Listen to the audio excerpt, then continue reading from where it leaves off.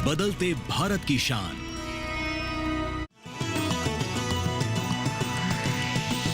DD किसान, बदलते भारत की शान।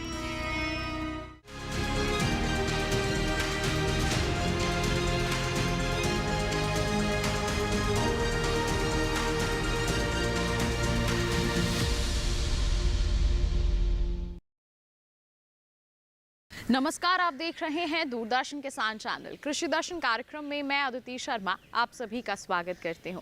हमारे इस कार्यक्रम में खेती किसानी में हो रही हलचलों की जानकारी हम आप तक पहुंचाते हैं। हमारा प्रयास यही रहता है कि हर छोटी से बड़ी जानकारी आप तक सही समय पर पहुंचा सकें, ताकि आपके लिए वो फायदेमंद साबित हो सके।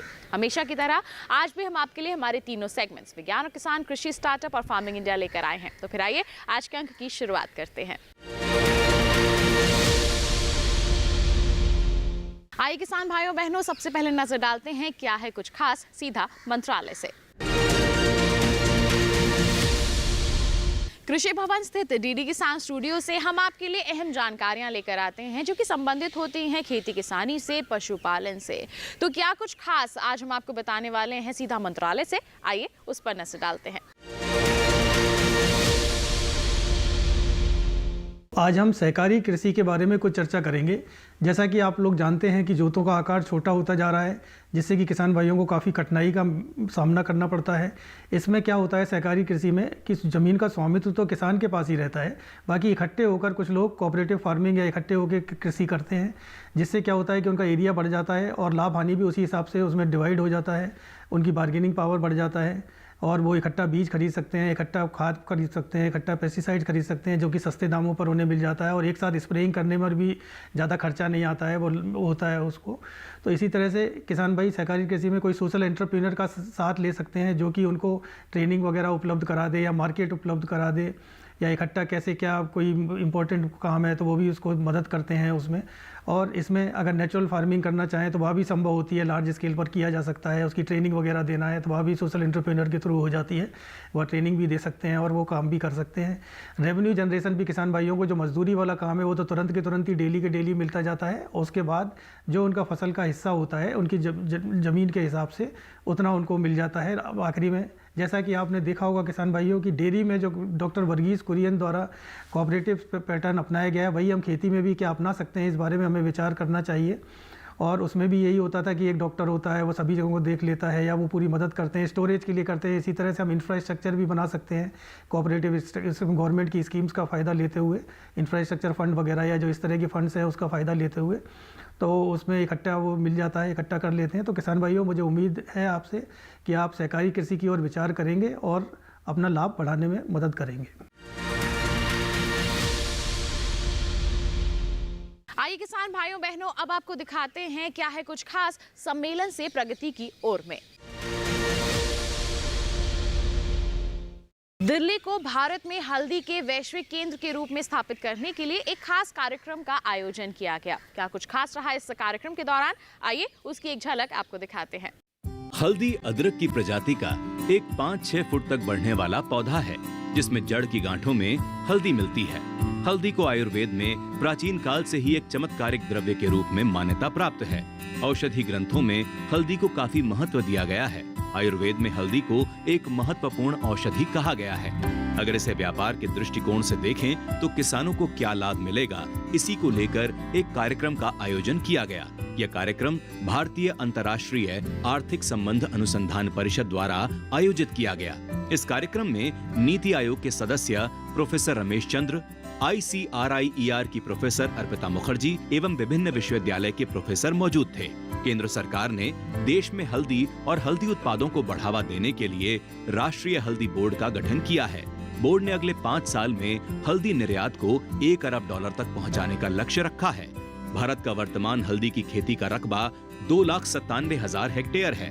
वित्त वर्ष 2023-24 में हल्दी उत्पादन 10.4 लाख टन रहा है।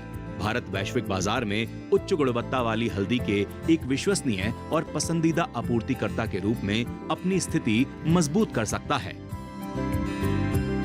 हमारे यहाँ ज़्यादातर जो हेल्थ और डिजीज या इम्यूनिटी का इशू था वो खाने पीने की चीज़ों से ही हो जाता था। उसके लिए ज़रूरी नहीं था कि हम as a health supplement vitamin B complex की गोली लें या उस तरह की लें। तो उस तरह की चीज़ों में जो टर्मरिक है ये इन टर्म्स ऑफ वॉल्यूम सर्वप्रथम है। इसका एक किस्म से काफ़ी टॉप रैंक आता है और दुनिया की इसमें बहुत रुचि हुई है।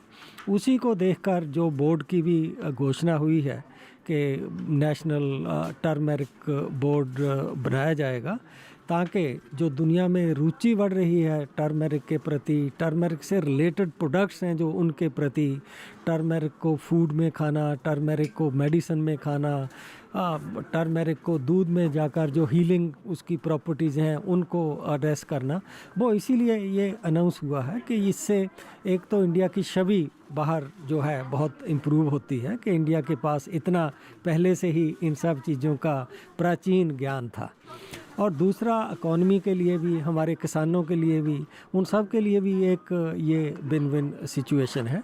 तो उसी का एक रोड मैप इन्होंने इस रिपोर्ट में प्रेजेंट किया है कि किस तरह से हम इंडिया को जो कि ग्लोबल हब टर्मरिक के लिए इसको बना सकें, उत्पादन के लिए भी और एक्सपोर्ट करने के लिए भी। एक्सपोर्ट के केस में 2-3 चीज़ों का बहुत बड़ा रोल है। एक तो क्वालिटी का रोल होता है, दूसरा ये है कि जो सेफ्टी एस्पेक्ट्स हैं, कई बार जो दूसरे कंट्री के स्टैंडर्ड हैं कि भाई हमारा मैक्सिमम रेजिडुअल लिमिट्स केमिकल का इससे ज़्यादा नहीं होना चाहिए, वो उनको वायलेट करके जो है चीज़ को बेचने की कोशिश करते हैं।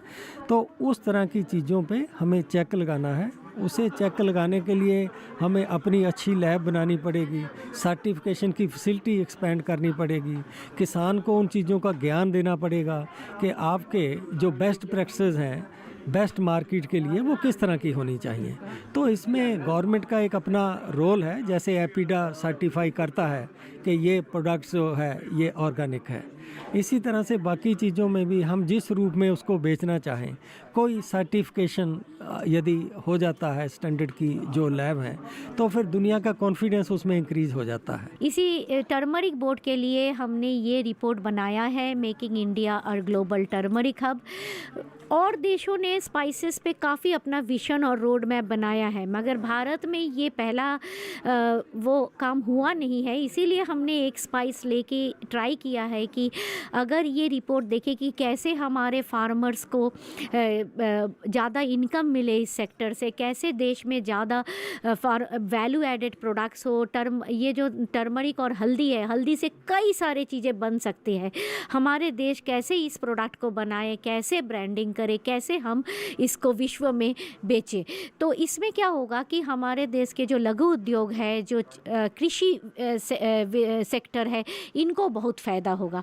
हम चाहते हैं कि देश में R&D हो, इस टर्मरिक पे रिसर्च हो ज़्यादा। हमारी आयुष मिनिस्ट्री है, हमारी हेल्थ मिनिस्ट्री है, हमारी फूड FSSAI सब मिलजुल के अगर काम कर सकते हैं सेंटर और स्टेट के अंदर, तो ये जो हम हेल्थ का जो ये जो खाने पीना जो आप खा रहे हो, कितना खाना चाहिए, कैसे खाना चाहिए, और खाने पीने के थ्रू आप कैसे अपने हेल्थ को टेक केयर कर सकते हो, यही है मुद्दा जो हम आगे लेके जाना चाहते हैं। और जो भी आप खा रहे हो उसकी क्वालिटी अच्छा हो, उसमें केमिकल कम हो, और आप जो और कितना खाना चाहिए ये भी बहुत इम्पॉर्टेंट है कि कौन सी चीज़ को आपको कितना लेना चाहिए, कैसे लेना चाहिए, और क्या कैसे इसको उगाया जाए कि ताकि इसमें पेस्टिसाइड कम हो, इंसेक्टिसाइड कम हो, और कैसे हेल्दी फूड हम कंज्यूमर को दे सकें। ये देखना ज़रूरी है कि कैसे गुड क्वालिटी इनपुट्स फार्मर के पास पहुँचे, कैसे फार्मर की मार्केट लिंकेजेस बेटर हो, और कंपनीज़ और फार्मर्स की जो NGOs वगैरह होता है, FPO, सारे अगर एक साथ मिल के काम करें ना, इट इज़ पॉसिबल। आइए अब कार्यक्रम में नजर डालते हैं हम हमारे सेगमेंट विज्ञान और किसान पर।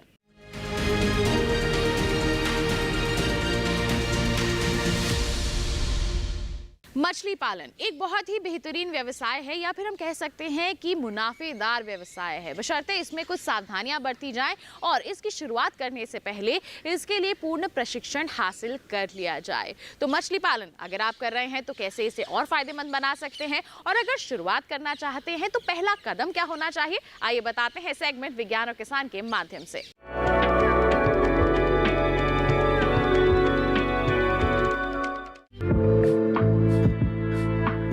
मछली प्रोटीन का एक बहुत बड़ा स्रोत है। विश्व की लगभग 1 अरब लोग अपने दैनिक भोजन में प्रोटीन की आपूर्ति मछली को अपने भोजन में शामिल करते हैं।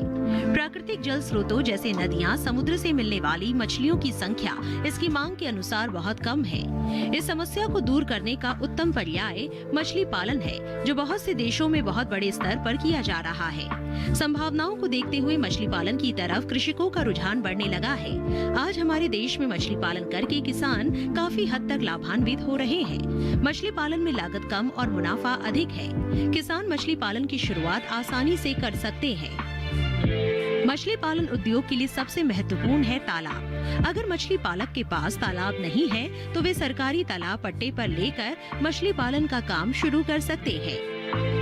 यदि सरकारी तालाब पट्टे पर ना मिले और आपके पास जमीन है तो तालाब खुदवाकर भी ये व्यवसाय किया जा सकता है। मछली पालन को बढ़ावा देने में सरकार भी भरपूर मदद करती है। यही नहीं, सरकार ने मछली पालन को कृषि का दर्जा भी दिया है। इसके अलावा मछली पालकों को तमाम सुविधाएं भी दी जा रही है। आज बहुत से किसान मछली पालन को अपनाकर अपनी आमदनी बढ़ा रहे हैं, जिससे उनकी आर्थिक स्थिति में काफी सुधार हुआ है।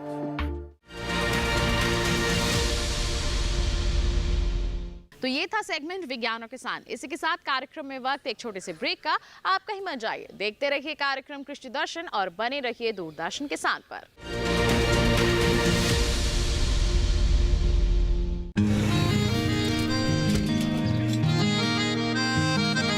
क्या बात है भाई, आजकल तो काफी खुश नजर आ रहे हो। क्यों ना हो, अब मैं ऑर्गेनिक खेती जो कर रहा हूँ ये पूरा प्राकृतिक है, ऑर्गेनिक है। इसमें हमारे खेत, हमारी फसल और हमारी जेब सब फायदे में होते हैं, और इसमें लागत भी कम है। जी हाँ, आप भी ऑर्गेनिक खाद का प्रयोग करें, अपनी फसल और मिट्टी को तंदुरुस्त बनाएं और आपकी आमदनी में इजाफा करें। अधिक जानकारी के लिए किसान call centre toll free number 1800-180-1551 पर कॉल करें और लॉग ऑन करें kisan.gov.in और farmer.gov.in। कृषि और किसान कल्याण मंत्रालय द्वारा किसान हित में जारी।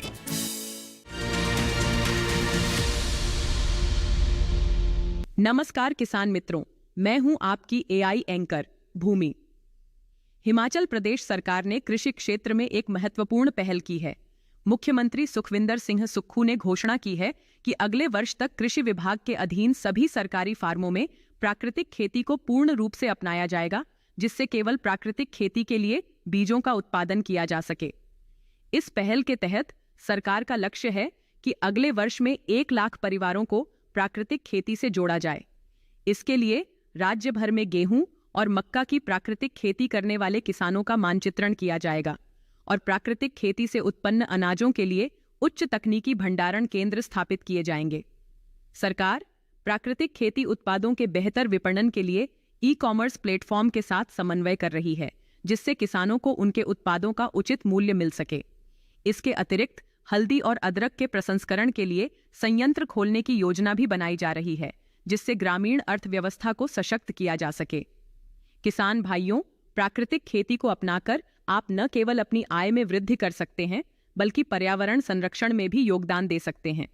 सरकार की इन पहलों का लाभ उठाएं और अपने खेतों में प्राकृतिक खेती को प्रोत्साहित करें। आज के लिए बस इतना ही। आप देखते रहिए डीडी किसान। धन्यवाद। ब्रेक के बाद दूरदर्शन किसान चैनल के कार्यक्रम कृषि दर्शन में आप सभी का फिर से स्वागत। आइए किसान भाइयों बहनों, दिखाते हैं आपको हमारा अगला सेगमेंट कृषि स्टार्टअप।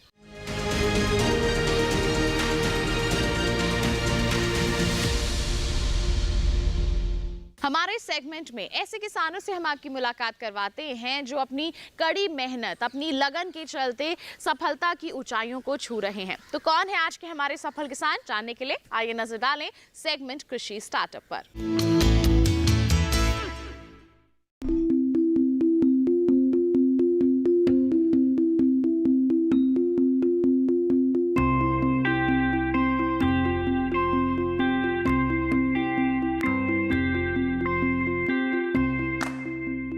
मधुमक्खी पालन करने से किसानों के लाभ का दायरा बढ़ रहा है। लखनऊ के निमित सिंह एक ऐसे युवा हैं जो बीटेक की पढ़ाई करके नौकरी के बजाय इसी कार्य से जुड़ गए हैं और एक सफल मधुमक्खी पालक हैं जो इस व्यवसाय को परंपरागत से आधुनिकता में ढालकर सामान्य मधुमक्खी पालन की तुलना में कई गुना आमदनी ले रहे हैं। जिनके पास आज के समय में 1200 मधु बक्से तो हैं ही, साथ ही वो मधुमक्खी पालन से जुड़े आधुनिक उपकरणों से सुसज्जित लैब भी चलाते हैं। इन बक्सों को लेकर ऐसे इलाके में स्थानांतरण करना पड़ता है जहां मधुमक्खियों को परागकण मिल सके, यानी उन्हें फूल मुहैया हो सके, जिस पर उनका जीवन चक्र चलता है। साथ ही कम मात्रा में सही शहद भी प्राप्त होता रहता है। खुद से जुड़े मधुमक्खी पालकों के लिए और खुद अपने शहद की अच्छी रिटेल मार्केटिंग के लिए निमित ने खुद शहद पैकिंग की आधुनिक यूनिट लगा रखी है और इस आधुनिक यूनिट में तैयार होते हैं शहद से जुड़े कई तरह के उत्पाद, जिसके लिए कई आधुनिक मशीनें लगा रखी हैं। जिसके शहद के बारे में एवं इन मशीनों और उनके काम के बारे में निमित सिंह एक एक करके बताएंगे।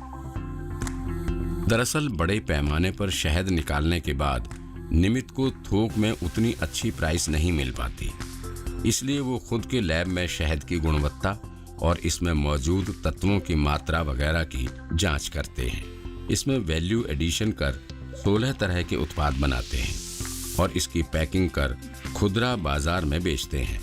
वो बताते हैं कि एक मधु बक्से से उन्हें लगभग 10,000 की कमाई हो जाती है। मैं जो मोम निकलता है उसका उत्पाद बनाता हूँ, जो पराग निकलता है उसको बेचता हूँ, परपुलिस निकलता है उसको बेचता हूँ, शहद को खुद में बाजार में बेचता हूँ। तो जो मेरी मार्जिन है, प्रॉफिट मार्जिन एक तरह से कह लीजिए 4 टाइम बढ़ जाती है। निमित अपने 1200 बक्सों से साल भर में लगभग 12 लाख की कमाई करते हैं। इसमें शहद के अलावा मोम और रॉयल जेली जैसे बाय प्रोडक्ट भी शामिल है। मोम जो हमारा निकलता है उससे बनाते हैं हम मोमबत्ती। मोमबत्ती से हम के बाद जो मोम बचता है उससे हम साबुन बना लेते हैं। फिर मोम से हम क्रीम बनाते हैं। तो ये 3 उत्पाद हमारे केवल मोम के हो गए। उसके बाद हमारा दूसरा बाय प्रोडक्ट निकलता है पोलन। पोलन को हमारे पास ड्रायर है हमारे लेबोरेटरी में, तो ड्रायर में हम पोलन को सुखा के उसका मॉइस्चर कंटेंट कम करके उसको बाज़ार में हाईली रिच प्रोटीन डाइट की तरह हम उसको बेच सकते हैं। इस आधुनिक लैब में पहले ड्रम में शहद को स्टोर किया जाता है, फिर सीमित मात्रा की पैकिंग के लिए मशीन है। वैसे ड्रम से सीधे भी बोतल भरी जा सकती है।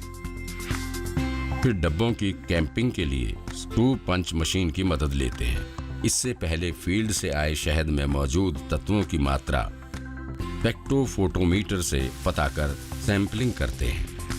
साथ ही पीएच मीटर से ये भी तय किया जाता है कि शहद किस फसल या फूल का है। छोटी छोटी मशीनें लाइक स्पेक्ट्रोफोटोमीटर, रेफ्रेक्टोमीटर मैं खुद अपने रख लिया और मैं उस पर खुद ही टेस्टिंग करने लगा। निमित सिंह मधुमक्खी पालन से कैसे अधिक से अधिक आमदनी ली जाए, इसके लिए वो इसके नए नए उत्पाद बनाने पर जोर देते हैं। आजकल बड़े बड़े होटलों में कॉम्ब हनी का प्रचलन बढ़ा है। कॉम्ब हनी को खाते समय ऐसा फील होता है जैसे च्युइंगम खा रहे हैं, जो हमारे दांतों का भी ख्याल रखता है। कॉम्ब हनी एक तरह से देखा जाए तो जो हमारा छत्ता होता है मधुमक्खी द्वारा बनाया हुआ, उसमें पूर्णतः मधुमक्खी पूरा शहद भरती है और भरने के बाद जब उस पर पूर्णतः एक मोम की परत जम जाती है तो उससे हम कॉम्ब हनी बोलते हैं। अब उसको हमें एक शेप देना होता है, या तो पूरा फ्रेम दें, फुल फ्रेम बोलें, या हाफ फ्रेम बोलें, या तो हम एक छोटा सा बॉक्स आता है उसको भी लगा सकते हैं। ये निकलने के बाद जब हम बक्से में शहद तैयार हो जाता है, उसको हम मशीन द्वारा शहद निकालते नहीं हैं। हम क्या करते हैं, इसको एज इट इज़ बाहर निकाल लेते हैं और इसको फ्रिज में लगा देते हैं। फ्रिज में लगाने के बाद इसका डिमांड ज़्यादातर होटल से होते हैं, होटल्स में डिमांड होते हैं, ज़्यादातर इसके पार्टीज में डिमांड होती है इसकी। इसे लाइक च्युइंगम हम खा सकते हैं इसमें, क्योंकि पूर्णतः पूरा शहद जमा होता है और हमें इसे कट करना है और सीधे हमें इसे च्युइंग करके, दांतों से च्युइंग करके हमें इसे खाना है। निमित सिंह जैसे प्रगतिशील मधुमक्खी पालक जो वक्त के साथ अपने व्यवसाय को ढालने में माहिर हैं, जो जानते हैं कि व्यवसाय में मुनाफा बढ़ाने के लिए कैसे आधुनिक तकनीक का इस्तेमाल करना चाहिए। वो एक मिसाल हैं वैसे युवाओं के लिए जो किसी व्यवसाय में हाथ लगाने से पहले उसके लाभ के दायरे को सीमित समझने लगते हैं। तो ये था सेगमेंट कृषि स्टार्टअप। इसी के साथ कार्यक्रम में वक्त एक और छोटे से ब्रेक का। आप कहीं मत जाइए, देखते रहिए कार्यक्रम कृषि दर्शन और बने रहिए दूरदर्शन के साथ पर।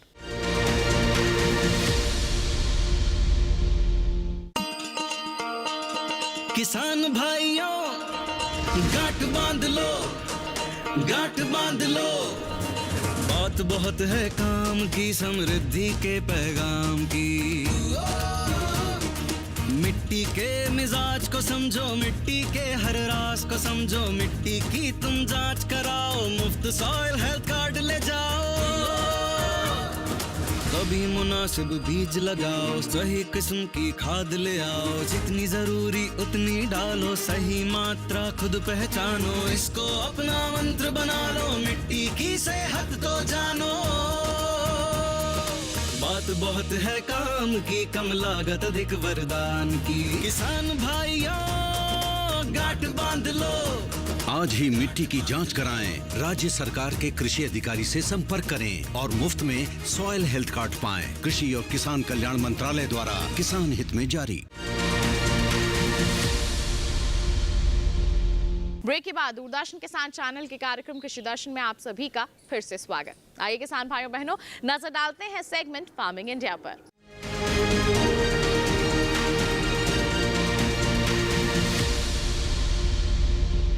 कृषि के क्षेत्र में हो रही हलचलों की जानकारी के लिए आइए रुख करते हैं हमारे एआई एंकर कृष का। नमस्कार किसान मित्रों, मैं हूं आपका एआई एंकर कृष।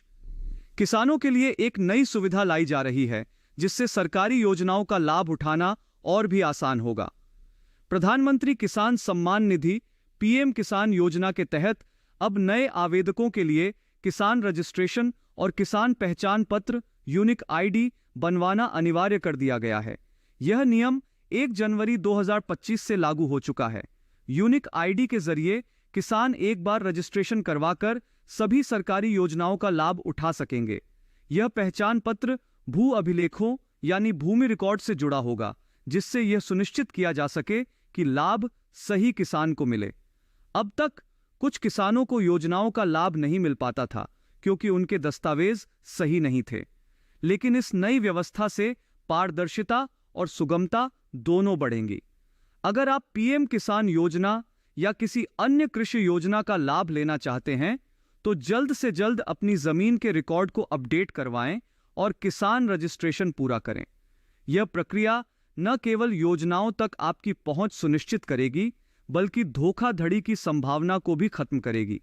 सरकार का यह कदम किसानों की आय बढ़ाने और योजनाओं का लाभ हर जरूरतमंद किसान तक पहुंचाने के लिए उठाया गया है। तो किसान भाइयों, समय पर अपनी यूनिक आईडी बनवाएं और सरकारी योजनाओं का पूरा लाभ उठाएं। आज के लिए बस इतना ही। आप देखते रहिए डीडी किसान। धन्यवाद। आज के हमारे सेगमेंट में हम बात करेंगे ई-नाम एप्लीकेशन के बारे में। एक छोटी सी मोबाइल ऐप है जो आप अपने फ़ोन में डाउनलोड कर सकते हैं और उसके ज़रिए आप जान सकते हैं देश की जितनी भी लिस्टेड मंडियां हैं उनके हाल के बारे में। जिंसों के बाजार भाव की जानकारी आप हासिल कर सकते हैं, जिंसों की बिकवाली कर सकते हैं, यहाँ तक कि खरीदारी भी कर सकते हैं। तो इसके लिए करवाना होता है आपको रजिस्ट्रेशन। तो उसकी क्या प्रक्रिया है, आइए आपको बताते हैं सेगमेंट फार्मिंग इंडिया के माध्यम से।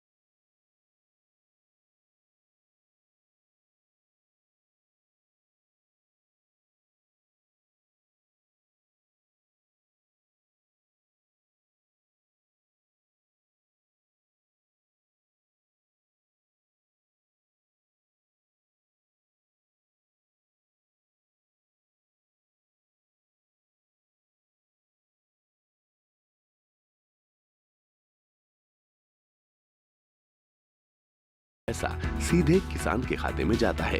तो अगर आप भी सुविधा का फायदा उठाना चाहते हैं तो ई-नाम पर रजिस्ट्रेशन कराना होगा। रजिस्ट्रेशन की कोई फीस नहीं है। तो ये था सेगमेंट फार्मिंग इंडिया। इसी के साथ बताएं आज के कार्यक्रम में बस इतना ही। उम्मीद करते हैं जितनी भी जानकारियां आज के कार्यक्रम के माध्यम से आप तक पहुंचाई गई हैं सभी आपके लिए फायदेमंद साबित हुई होंगी। साथ ही आपको बता दें, आपके पास कोई सवाल है, कोई सुझाव है कार्यक्रम के लिए, आप हम तक पहुंचाइए। आप हमें ईमेल कर सकते हैं krishidashanddd@gmail.com हमारी ईमेल आईडी है। आप हमें पत्र लिख सकते हैं। पता है हमारा कृषि दर्शन, कमरा नंबर 58, CPC दूरदर्शन, खेलगांव, नई दिल्ली 110049। और इसी के साथ आपको बता दें, दोबारा देखना चाहते हैं आप हमारा कार्यक्रम तो आप टीवी स्क्रीन पर दिखाए जा रहे इस QR कोड को स्कैन कर लीजिए, सीधा पहुंच जाएंगे हमारे YouTube चैनल पर। तो इसी वादे के साथ किसान भाइयों बहनों, अगले अंक में फिर होंगे हाजिर कुछ नई और महत्वपूर्ण जानकारियां लेकर। तब तक के लिए हमें दीजिए इजाजत, लेकिन आप बने रहिए दूरदर्शन किसान पर। नमस्कार।